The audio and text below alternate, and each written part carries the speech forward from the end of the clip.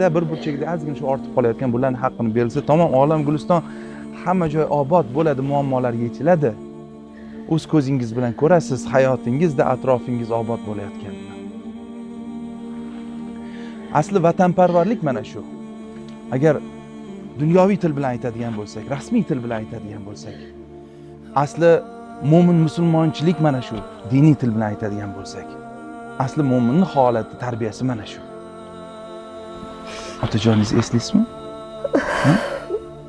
Endi Allohdan ko'p iltijo qildim. Shu yaxshi bo'lsinlar. Nima derdi ko'proq otajoningiz sizga? Ko'proq oyatlarni o'rgan deydilar. O'zlari oyatlarni o'rgatib turardilar kechasi. Alloh. Shu otajoningiz o'gitlarni esingizdan chiqarmang bolam, xo'p? Oyatlarni ko'proq o'qing, yod oling bolam. Alloh taoloning ko'p eslatmalari borda shu oyatlarda. Uni keyinchalik tafsirini o'qisangiz, tarjimalarini o'qisangiz bolam, o'sha Alloh bizga nima demoqchi bo'lgan, aslida qanday yashashimiz kerak, nima vazifalarimiz bor, hammasini anglab yetasiz. Mana shu Allohning oyatlari bu shunchaki o'qib yod oladigan narsa emas. Uni tafsirini o'qib turib tushunib, unga amal qilish kerak bo'lgan Allohning eslatmasi bizga bu bolam. Tafsirlari ham kitobda yozilib qo'yilgan. Shularni o'qing, xo'p bolam? Albatta. Shu siz oyatlarni o'qiganingizda, siz o'qiganingizdan hosil bo'lgan savob otajoningizga boradi. Ruhlari shod bo'ladi, xursand bo'ladilar. Otangizni xursand bo'lishlarini xohlaysizmi? Demak, ko'proq mana shunga amal qiling. Otajoningiz xursand bo'lishlarini xohlasangiz, ko'proq yaxshilik qiling odamlarga. Yaxshi inson bo'ling, mard bo'ling, qo'rqmang. Xo'p bolam? Toychog'im mana.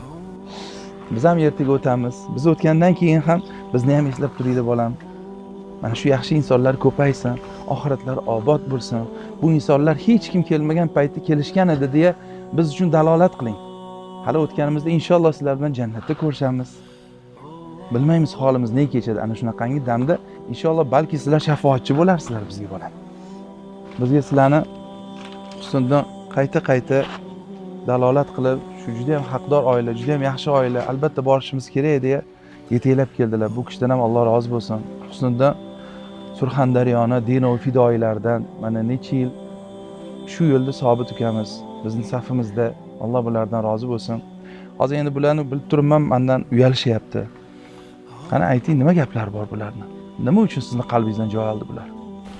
Bu ayol Allohga yaqinligini qalbdan sezganman. Chunki birinchi marta kelganimda shunchalik chiroyli sinov berilgan ayolga ham yetimlarni katta qilyapti, ham bitta farzandlarimdan judo bo'lgan. Har taraflama Alloh suygan bandalari deb o'ylaganman bular. Chunki hech nima so'ramaydi endi bizdan. Masalan, 3 yil, 4 yildan beri tanisam shu oilani ijarada tursa ham